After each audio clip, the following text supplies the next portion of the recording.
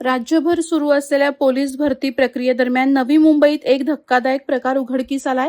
Police होण्याचं स्वप्न घेऊन मैदानात उतरलेल्या काही उमेदवारांनी शारीरिक चाचणीत यश मिळवण्यासाठी गैरमार्गाचा अवलंब केला. शारीरिक क्षमता आणि उत्तेजकता वाढवण्यासाठी BDU-40 इन्सुलिन या इंजेक्शनचा वापर करण्याचा प्रयत्न करताना 4 उमेदवार पोलिसांच्या जाळ्यात अडकले. मिळालेल्या माहितीनुसार कळंबोली येथे रविवारी उमेदवारांची शारीरिक चाचणी सुरू असताना काही उमेदवारांच्या हालचाली पोलिसांना संशयास्पद वाटल्या.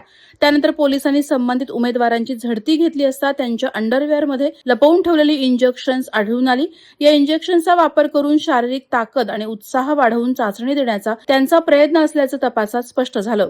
भरती प्रक्रियेत गैरप्रकार करून यश मिळवण्याचा प्रयत्न उघड झाल्यानंतर पोलिसांनी तत्काळ कारवाई करत चौघांविरुद्ध गुन्हा नोंदवला असून त्यांना स्पर्धेबाहेर काढण्यात आलंय. आकाश पानसरे वय 29, सुयोग होले वय 21, सुनील कडुसकर वय 26 आणि संकेत डोंगरे वय 30 अशी आरोपी उमेदवारांची नावे आहेत. यापैकी आकाश पानसरे हा जुन्नर येथील रहिवासी असून उर्वरित तिघेही अहिल्यानगर येथील असल्याची माहिती पोलिसांनी दिली.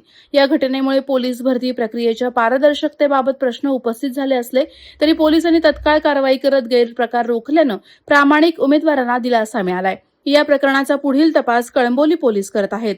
वादळवारा लाईव्हसाठी न्यूज ब्युरो, नवी मुंबई. नवी मुंबई व रायगड जिल्ह्यातील ताज्या बातम्या आणि घडामोडींसाठी सबस्क्राईब करा वादळवारा लाईव्ह चॅनल आणि दाबा बेल आयकॉन.